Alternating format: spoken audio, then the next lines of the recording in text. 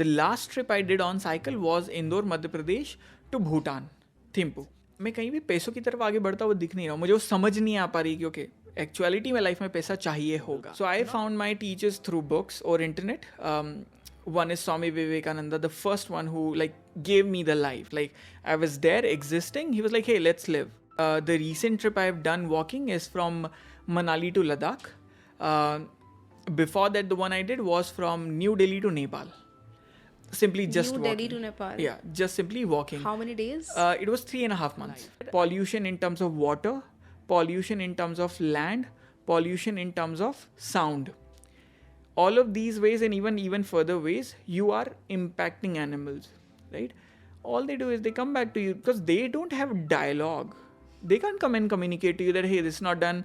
I've given you a written notice, or I'm going to the court or a police station. Hello everybody, welcome back to another amazing episode of the Climbpreneur Show. On today's episode, we are speaking with Rani's son, Rani ka Beta Aakash Ranison, an author, a sustainable change maker and a responsible travelpreneur. Someone who documents and advocates sustainable living all while traveling, and his travel stories you should not miss. And this episode is also going to show you what grit, determination, resilience, and patience can do. And while you do that, please do not forget to subscribe to the Climbpreneur Show.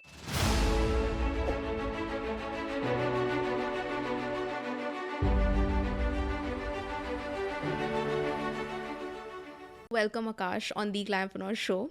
I really wanted to say this, that today we have with us Rani's beta, Rani's son, Aakash Ranison. Akash, we did this, we planned this very impromptu. And I was before every conversation, I feel honestly very nervous that am I doing justice to the conversation? Am I doing justice to the person who is coming all the way for this conversation? And while I was reading your story and I went everywhere on internet and stuff, the one thing, you are doing so many things, there are so many titles, there are so many accolades to your name, but one thing that stuck with me was Rani's son. I think this is the biggest and biggest, whatever you call title that you can ever have in your life. So why, I want the world to know that why did you change your surname? So how it happened is I was cycling from Chennai to Bangalore.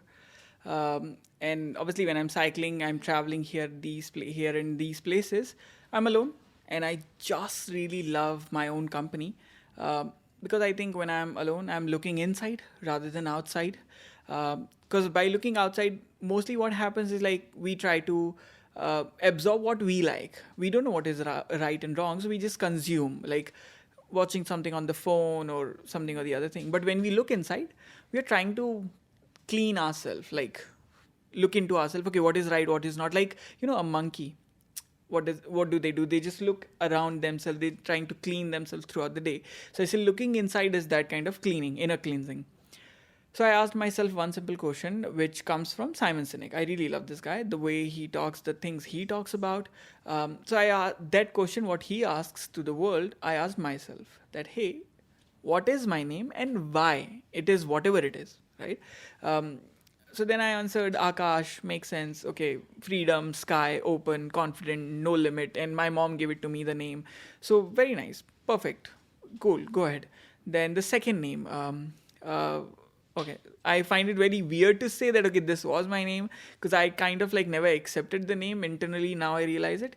So earlier my name was Akash Mishra. I feel it's so awkward to say that. I don't even feel when you say your name, you find it so easy and smooth to say. How long ago was that shift that happened? So what happened on this journey only, I asked myself, why Mishra? Akash, I justified. What is Mishra? So I was it belongs to a caste, to a religion, and comes from father family. So first question, caste. I'm okay, I'm not able to fit into the caste, right? Because I was traveling around the country and other countries, and I was meeting every time other person from another caste, and it was kind of creating a boundary between him and I, and he was judging me that I'm not like him. I'm not his brother, and I'm why there is this boundary? I'm really your brother. I'm really into this thing, whatever you do, tell me everything about it. But no, there was always a border. So caste didn't work out. Then religion also didn't work out for me because it was again dividing, and also caste and religion brings up their own kind of, let's say, thumb rules ki okay, when to wake up, when to sleep, what to eat, what not to eat, what color to wear, and what kind of clothes to wear, and whom to meet, whom not to meet, whom to marry, whom not to marry, and everything. And I was like, shit, I'm not following any of these things. I sleep weirdly at any time, I wake up weirdly at any time, I do not go to temples, I do not really worship, like even when I was taught everything in the childhood, today I don't do it. So, and again, I don't wear the clothes the way they would say, okay, I don't really wear like dhoti and kurta. Is like if I really want to follow Hinduism, then I should be like going to temples and wearing right clothes.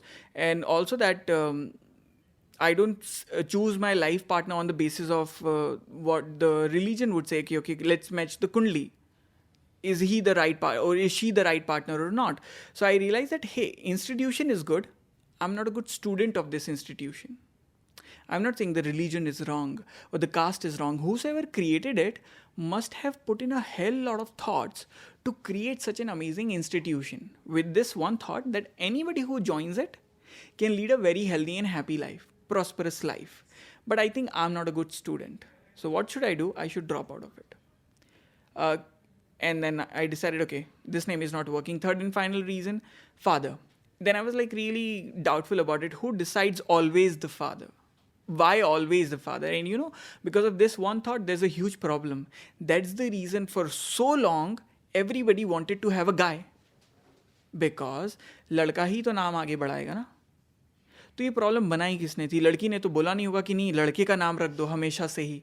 लड़की तो ये बोलती नहीं चलो मेरा रख दो, मुझे क्या दिक्कत है. But some male decided it will always be our name only, and later on started saying, oh, now we only need the guy. So I found it really like illogical. I'm like, hey, it should be like who deserves it more, right? Or it should be like one kid yours, one kid mine. Or it should be like out of love, hey, I want to keep your name, right? I want to give our kid your name. It should be like that. आप पहले versus like नहीं मैं पहले. It's like always लड़का पहले. So I didn't find it logical. And I think this was the time when I was like understanding society. It was the time when I was trying to see what is going wrong, and I just don't want to be part of it. I don't want to become an activist and go change everything. I don't want to do it. I'm an activist to myself, not to the people that I'm going to change everyone. So I thought, and again, also my father was not really a good person in life. He was not good to my mom. He was not good to me. He was not good friend or son or anyone. And when I was in 7th class, my mom and he separated for the final last time. And then I realized, what is my identity? Name is an identity. So I looked back into my childhood, and I realized everybody was calling me Rani ka beta kahan hai? Rani ka beta khata nahi hai, Rani ka beta sharmila hai, Rani ka beta bolta nahi hai.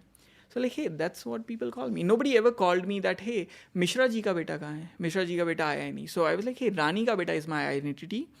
But then also this another guy after Simon Sinek I really love is Piyush Pandey. And Piyush Pandey is really someone like who can do very amazing storytelling, and he can give you a very good presentation to the world, right? What he has done to Cadbury, what he has done to Pidilite, Bajaj. So I thought, okay, I can't be called Aakash Rani ka beta. I need to like rebrand it, make it like 21st century name. And I'm like, hey, Aakash Ranison. So by the time I reach to Bangalore, I was from Aakash Mishra to Aakash Ranison.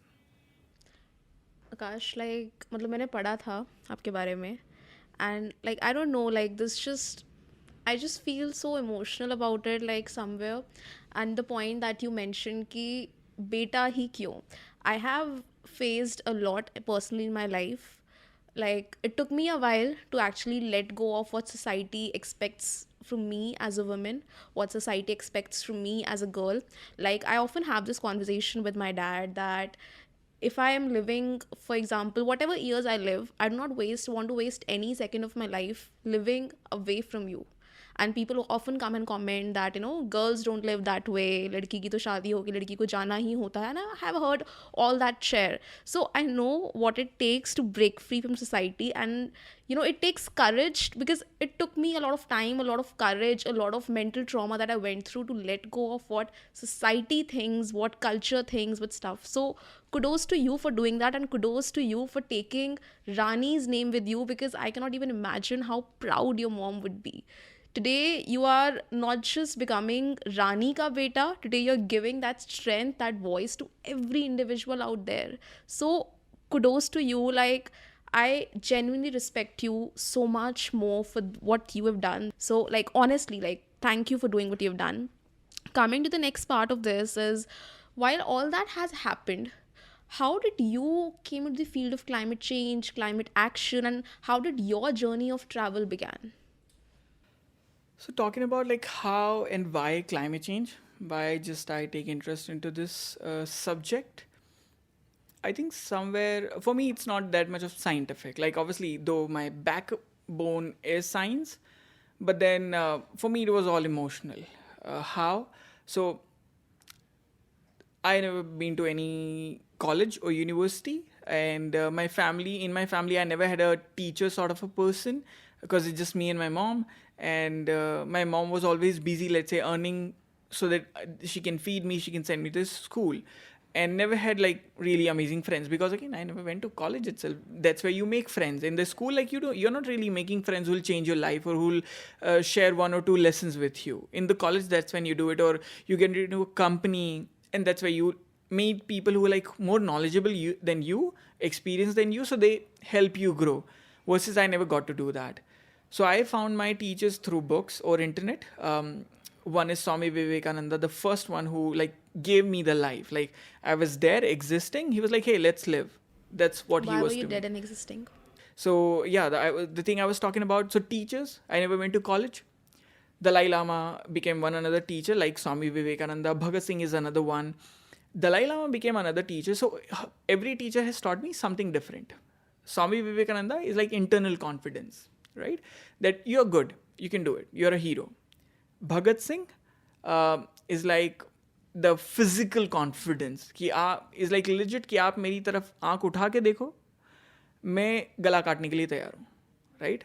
मैं उतना time नहीं दूंगा आपको, आप मेरी तरफ गलत तरह से नहीं देख सकते, आप अपनी ज़िंदगी में कुछ भी करो. So that was Bhagat Singh. He was clear that I am not really worried about what do you do in your life, in your country or anything, but you can't look at my country like that. So he was really like very physically strong and clear about boundaries. So that's what I learned from him. Similarly, Dalai Lama taught me kindness, right? Because he always says living in harmony with nature and sentient beings. And that's what climate change is all about. So when I started listening to him more and more, like I was like really like a fanboy. I would watch Dalai Lama for hours and hours, hours and hours. And whatever he would say, I would really like align with it. And that's when I started realizing that I was totally okay at a point with climate change. I was like, just any other guy. It's happening. I don't give a damn about it. I'm trying to enjoy my life. But then, because of Dalai Lama, I started really feeling kind towards innocent animals. They haven't done anything. And then innocent people, they haven't done anything. So like we have seen so many videos. We all know elephants are really cute, right? They are really cute for no reasons at all. Though they look like they can kill anyone, but they are really opposite of it, right? And they suffer a lot, right? Lot of other animals, almost all the other animals also suffers a lot. Then a lot of people. People who live in Spiti Valley, people who live in Ladakh, and it's just a small phase, like set I'm sharing with you. Not I'm saying that I'm really just worried about people in Spiti and Ladakh, but around the world, right? These people do not own a corporation. These people just live a very basic life, and they kind of live a very neutral life. The amount of food they eat, they grow as well. The amount of carbon emissions they offset, they emit, they offset as well, right? So they lived a very basic life. And I think internally I'm a very emotional person, because I think I lived my life majorly around women. My mom, my mosi, my nani, and my other mosis. And my father was never there. My mama and my nana was never there. They were like all on the job or out. So I was majorly grown between women, right? And I think that made me a really emotional person, because I think women are more emotional, obviously, than guys, and that's what reflects in my personality. So so the major like reason which irritated me a lot that I want to work on climate change and solve is this one simple reason: innocent animals and innocent people. Rest, if whatever happens to them, I don't want to say wrong, but up to them, up to God. God can decide whatever they want. The only reason like which fuels me to fight for it is innocent animals and innocent people. While you have been traveling and you said like innocent animals and people suffer a lot, please give me a few instances of from your travel stories that how have you seen these people and animals suffering? So see, if you go to South India side, as I mentioned about elephants, right? So mostly what's happening here that more and more companies are coming up. They are trying to get into mining, right? Because they need metals or they need stones or different things, and the easiest way is to get into a forest, right? And versus if you look in the Himalayas and right, Spiti or Ladakh, then again tourism, right? Because people want to go to places and they want to go and have these exotic pictures with animals, right? That is something which really irritates me. So I have been earlier when I started mountains. Earlier, first I was just about cities because it was easy to go to a city. It was easy to stay in a city because I have so many friends in all the cities. So I would go to these cities and live over there at friends' place.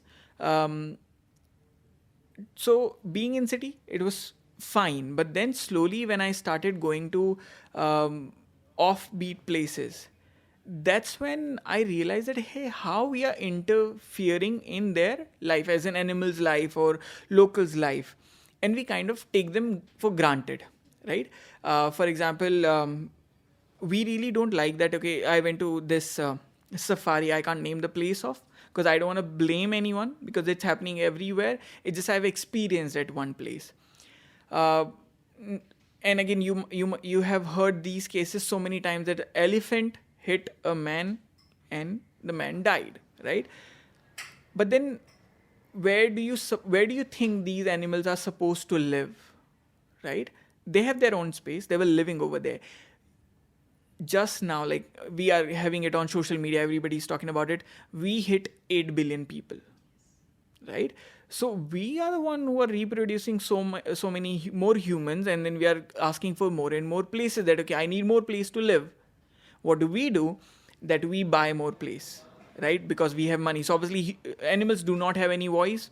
So we can just take away from them and we can push them a little even further that, okay, you live in this concise space. And from other humans, if we have more money, we have more share over it. So then they don't have it. So mostly what is happening, because I have more money, I can make you live in this small block. And then if you come out here, then I'm like, hey, you're wrong. But then you'll be like, how am I wrong? I've been living my life throughout this way. My species is designed in a way that I have to live like this, right? That's how I exist. But then I can buy. So the only thing about is buying, right? Resorts and these all luxury places in between a reserve forest. Then also that the way we disturb it. So usually what happened? Humans were living in these forest areas as well, close to these forests, but then they had a different way of living life. Now we are changing the life, right? For example, noise pollution. Earlier there was no such bikes and cars and loud speakers and everything, but now obviously the people in the village, they also get attracted towards these new fancy gadgets and equipments and automobile. So they want to get a tractor. They want to make more money. So whatever they can do, they want to get a tractor, machines, and more than that, they want to get a DJ on their wedding, on a festive season, on some kind of a celebration. And these sounds, it's not really okay for these animals. Like for example, we are in a different place over here, right? You can't have lots of sound over here. And this is a requirement of this place. But here, there are other humans who can point at you and tell you, hey, this is wrong. You can't do it. It's my personal property. But wherein an animal can't say this. In return, what they do, they get aggressive, they hit you, right? So pollution in terms of air, pollution in terms of water, pollution in terms of land, pollution in terms of sound. All of these ways, and even further ways, you are impacting animals, right? All they do is they come back to you because they don't have dialogue. They can't come and communicate to you that, hey, this is not done. I've given you a written notice, or I'm going to the what do we call, court or a police station. And then we say that, hey, these animals are aggressive. Why are they aggressive? Obviously, people who live in city are more aggressive compared to people who live in mountains. Why? Because we live an aggressive life. We eat a lot of spice. We listen to a lot of aggressive music. We watch a lot of movies where these aggressive expressions are shown. In all the movies we love when somebody punches the other guy and he flew away, right? We listen to music which is very aggressive, right? Whenever we are on the road, everybody wants to go so fast, right? Whenever my car is standing here, there's this another car standing here, and I'm not able to move because of the next car, but the other guy is honking at me. So we have zero patience, right? So the kind of life we live is really aggressive and does not have patience, right? And that's what we are projecting on animals as well, versus they are not yet accustomed to it that, okay, let's live an aggressive life. They live a very easy life. You've seen an elephant, he's never in rush. He's just like, relax, chill. If he gets food, he's eating it. He's eating from a plant, just standing. His kid is like just trying to move his trunk here and there and just rolling on the ground. So we are changing in a wrong way as humans. And then we are really like trying to be, just to get what we want, we are punishing other people that, hey, I want it this way. You're not changing, it's your mistake. So that's where I feel like these kind of experiences have made me feel that, okay, we are going wrong. This also reminds me of the current situation, like where internet is full of examples at how a dog, actually bit someone. And I often read the comment section, to be very honest. Like, I'm scared of dogs, but I don't hate them. I'm scared of them, but that's not their fault. So I maintain that distance. But apart from that, I also feel that these aggression from dogs, where is it coming from? So why do we blame them? Why do we shoot them? There is something that we as humans have done. For example, what you were mentioning right now, the aggressive lifestyle. So are animals really to be blamed, or is it that we humans, we just have a simple solution? Okay, let's just put those dogs to rest. There was, I think, an incident where in a certain state where so many dogs were killed. So this just reminds me of that situation that we face in cities also right now. Also, Akash, coming to that, I wanted to ask from you that, did you always believe that while traveling sustainably, you can also make a profession out of it? Yeah, so no. For me, as I said, till 11th class, life was, or else till 9th class, life was like, okay, let's just die. That's the plan of life. But then life started changing, because in 9th class, I did one wrong thing, which is I steal a book. I steal this book from my Masi. She went to Bangalore. She bought some books from Ramakrishna Mutt, which was about Swami Vivekananda's quote. These are like these tiny, cute little books, and I did not have friends in school. So I thought, what if I take these fancy books to school? Every kid will become my friend. They will come, like, show us this book. I opened those books, and recess, nobody came to talk to me. I was the only one reading these books. But these books were like filled with like legit gold, like more precious than gold. These were Swami Vivekananda's words. So he made me this guy, very confident. Now what did I do? यहाँ life flip हो जाती है. Life में मुझे cycle नहीं मिली थी, मुझे बचपने से चाहिए थी. Several times कुछ हुआ, साइकिल मिली नहीं. लाइफ में मुझे वो शूज़ चाहिए थे जिसमें बच्चे जब चलते तो चींची आवाज़ आती है और उसमें लाइट जलती है. वो शूज़ मुझे मिले नहीं. सो देन यहाँ पे आके मैं वो अगेन, मेरे साथ भगत सिंह भी है लाइफ में. हाँ, सो अभी मैं वो इंसान बन गया कि अब मेरे को जो नहीं मिला है, अब तो तुम देखो मैं क्या करता हूँ. मतलब मैं दुकान खोल दूंगा इन चीज़ों की, राइट. सो मेरी दुकान अलग तरह की थी. What did I do is, मुझे कंप्यूटर पढ़ने को नहीं मिला, तो 2012 में I started NGO by the name of golden bird foundation, क्योंकि स्वामी विवेकानंद और भगत सिंह दोनों को भारत बहुत प्यारा था, तो भारत को सोने की चिड़िया बोला जाता. So I said golden bird foundation, and in this I organized a cyclothon, क्योंकि मुझे साइकिल चलाने को नहीं मिली थी. Then इसमें I organise 3 marathons in 3 different consecutive years, क्योंकि मुझे शूज़ नहीं मिले थे. So what we did is whatever the money we raised, we donated hundreds of cycles to orphan kids. We raised money and we donated fancy shoes to orphan kids. And then in this organization, major focus was to give computer education, because मुझे computer पढ़ने को नहीं मिला था. अब ये सब जब होने लगा तो यहाँ से यू सी मैं कहीं भी पैसों की तरफ आगे बढ़ता हुआ दिख नहीं रहा हूँ. मुझे वो समझ नहीं आ पा रही, क्योंकि एक्चुअलिटी में लाइफ में पैसा चाहिए होगा, लेकिन अगर मेरी लाइफ भी बहुत फैमिली भी बहुत छोटी सी, just my mom and me. So हमें उतना ज़्यादा पैसों की ज़रूरत नहीं, और हम ऑलरेडी एक्स्टम्ड हैं to live a very basic life, right. तो वो डिमांड भी उतनी आ नहीं रही है कि नहीं अब तो पैसा ज़्यादा चाहिए होगा. And I am what at that point of time when I started this organisation I was 15.5 और 16.5 समथिंग लाइक दैट, राइट. तो उस समय कोई एक्सपेक्टेशन थी भी नहीं थी. फिर मैं कॉलेज भी नहीं गया, सो मेरे पास पूरा समय था. कॉलेज के समय पे तो वैसे भी पैसा उल्टा खर्च होना था, आना तो था नहीं, तो वो खर्च तो हुआ नहीं क्योंकि मैं गया नहीं और आया भी नहीं. तो somewhere it was like good only, right. And throughout this time फिर वो NGO एक जगह पे आया जहाँ I felt that okay I am not really yet ready to run it.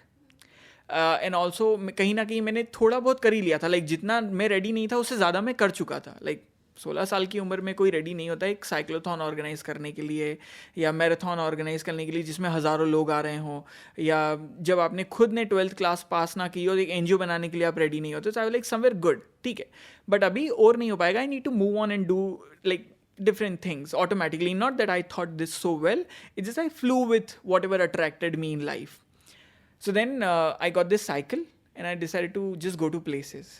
It just I did not have any responsibility, but also that I did not get money, कि मुझे घर से पैसा नहीं मिलेगा और ना मुझे कमाने को मिलेगा. तो I was like ठीक है, let's just roam around. So I would take cycle, go to Indore to Bombay. Indore to Bombay. Yeah, that was my first ride on a cycle. Then I would go to places just on a cycle, because cycle पे ज़्यादा पैसा लगेगा नहीं, और मुझे बचपन से cycle चलानी थी. यू सी लाइक अगर मैं सही में प्यासा हूँ, how will I drink water that way, right? So did a lot of cycling. Then the last trip I did on cycle was Indore, Madhya Pradesh to Bhutan, Thimphu. सो ये सब cycle करी, but then लेकिन मैं अभी भी पैसा कमा नहीं रहा हूँ. एक तो मैंने अपनी ज़रूरतें बहुत कम कर दी हैं, और डिमांड्स बहुत कम है या नीड नहीं है, तो मुझे उस पर ध्यान भी नहीं देना है. सिर्फ खाने का पैसा चाहिए, वो मैं किसी तरीके से ले आऊँगा या बहुत ही बेसिक खाना खा लूँगा, that's it. Then next is मुझे वॉक करने की इच्छा थी, because shoes and all. So I said okay let's walk again. Walking does not take that much of money, so then I kept walking. The recent trip I have done walking is from Manali to Ladakh. Before that, the one I did was from New Delhi to Nepal. Simply just New walking. Delhi to Nepal. Yeah, just simply walking. How many days? It was 3.5 months. Wow. So just like you're on the road, you don't have any task to complete. You don't have a home to go back to. So every day you wake up, you walk as much as you can, then you stop wherever you want to stop. Right? Then again, every day you wake up, you go as much as you can, then again you stop. So walking again does not require that much money. Then came hitchhiking. That again did not require that much money. Then slowly, obviously, like I was good with tech because I wanted to learn computer in school, and I did learn good enough, which helped me in life. And because of that, I could do social media decently than other people usually. Then I could start a blog quickly because I knew how to develop a website, and that helped me. Because of that website, and that point of time, not many travel bloggers or these kind of people had a website. Now it's a very common thing. And website really helped me being found on internet. And then I had a blog which was running pretty good. A lot of people did not have this kind of money to invest in these kind of field wherein I could create my own website, right? So that was a leverage on me. Then leverage for me. Then another one is somehow I managed to get an iPhone 4, that sharp edges wala one at that point of time, right? And I was clicking photos through that. And photos were decent, because all I was trying to do is everything should be aligned. Nothing fancy. I didn't know any logic of photography or anything, but I was like just keeping everything aligned because my mom was always like, keep everything on the right place. You can't keep anything messy in home. And because of that, I created this thing in my brain that even my photos should be aligned. So now aligned photos, good looking website, SEO, and having a website itself put me a spot where brands started to write me that, hey, we want a paid article on your blog, right? Or would you like to come to our resort and write a blog about it? That's when slowly this has started, right? And then once I realized, oh, this is how it works. And also, like when I was in NGO, so I was always seeking for sponsorship to do marathon, to do cyclothon. So I knew sponsorship, there's a thing like that. And I knew how sponsorship works. Like, okay, you need a email, you need a presentation, and you need a something happening kind of a event, which is a full round circle. The other person should get marketing out of it, some word out of it. So I started applying the same thing in my travel. I started creating like presentation that, okay, I'll travel like this. This is what I will do. I will walk, I will cycle, I will hitchhike. This is how trip will look like. I will get these video, these photo, these vlogs. I need this much money, right? So I tell you, I have made more than hundreds of deck. Hardly 2-3 must have gone through. Yes. But I think I really enjoyed making presentations. That was also one thing. But then because of imagine like if I made 100 decks, how good I would be now in making decks. I really make good decks. So my agency never make my presentation. They are always like, no, you do it only. We'll just sell it. Because they know that I put in like heart and soul into it. So that's how I made money. But again, as I told you, right, it was a long journey. In the start, first of all, I think I did not have a pressure of making money. That's why it went easy. One really like important part of it. Second, I was not really looking for it, right? If I have a pressure, then I will have this thing that I need money anyhow. And the question of when will come. Right? And then I won't do it. And then also I will be like frustrated and exhausted, right? But if I don't have a limit, when do I get exhausted? I don't get exhausted. I just keep going. I'll get it when I'll get it. So these were things which really played out well in my side. And I think like that just beautifully explains, like we all see those articles, we all see those appreciations that you're getting, but it just explains so beautifully that how everything has come together, like what you're doing, the person you are right now. I can even feel that you're one of those person who would just live in the moment, like without expecting what's going to happen the next second, what has happened before.